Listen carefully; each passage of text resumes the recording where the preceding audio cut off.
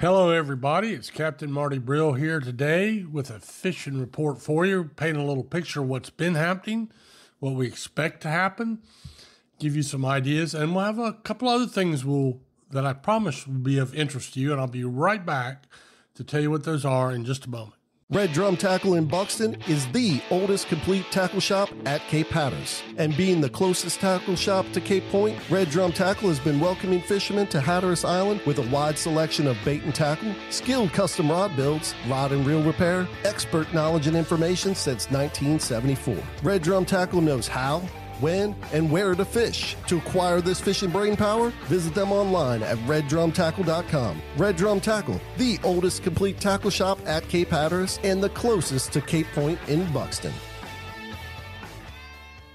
Electricity, something I don't mix well with at all, and that's why I only trust the folks at ELS OBX. ELS OBX offers a variety of services from custom electrical installations to lighting design. ELS OBX has the experience and know-how to complete any job. They're committed to providing the highest quality lighting and electrical installations or service at affordable prices. Visit them online at elsobx.com to get a brighter idea of how shockingly awesome they are. See what I did there? ELS OBX, electrical and lighting solutions you can count on. All right, so let's get to business here. The offshore fishing, the wind has been persistent.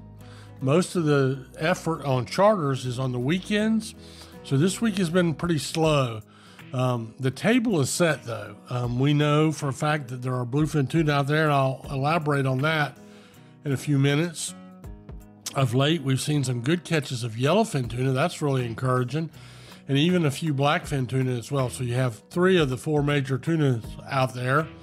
Not a whole lot of effort because most of the boats are in the boat yards getting ready for the spring yellowfin tuna season.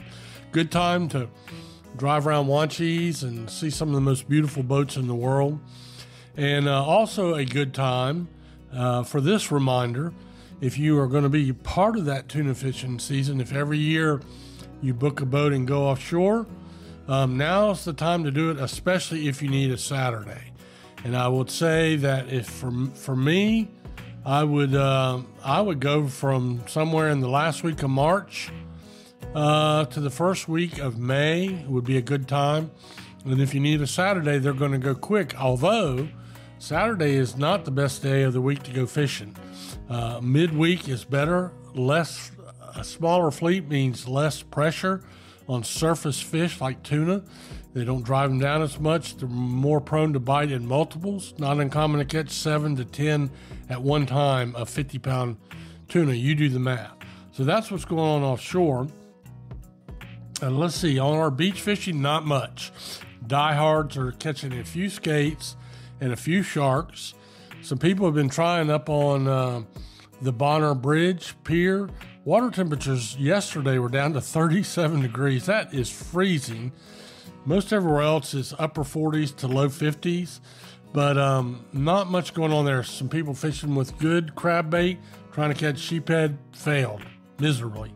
So other than that, along the beach and around the inlets, a few puppy drum, but I mean a very few. Inshore fishing, the speckled trout bite is good, but I call it a bite for connoisseurs or experienced speckled trout fishing. You primarily need to be on a boat out in either a slough or one of the deep areas in our creeks where the fish like to go in winter. So that is going to not be for the faint of heart. And remember, this water temperature, when it's 50 degrees, if you end up in that water, you got about 15 minutes. So keep that in mind. Wear protective gear, file a float plan, make someone aware of where you're fishing and when you're going to be home. Very, very important. Finally, a lot of people know that the crappie fishing and the yellow perch fishing is good. And this is the one fishery you can almost always find a sheltered place to fish. You can do it from the bank or a lake shore or a pond shore. And it's just a lot of fun this time of year. It's why we say, no matter what the weather, you can almost always go fishing somewhere. And that's what that's all about. A couple other things to talk about. I wanted to tell you a little story. I talked to Luke Midget today, and Luke has Insane Seafood Market. He has a commercial dock there in Stumpy Point, and then he has Willie Phillips' old location in Columbia, which is a full-fledged seafood market. Really good one, too. And they do have fresh fish, especially if you like croakers, for instance. They're catching, they got some puppy drum in there. They got a little bit of everything. That's right on Highway 64 in Columbia. And I didn't even know they had bought that location.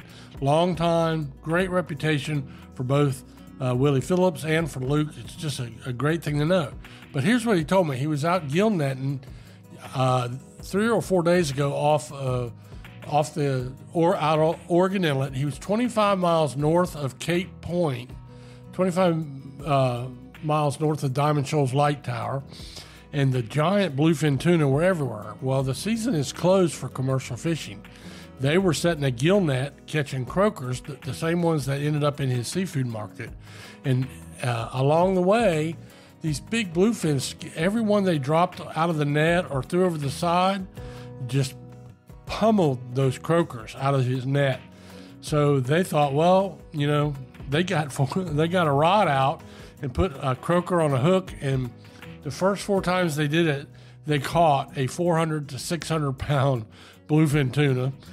Just unbelievable. They were crashing on the croakers, floating on the surface.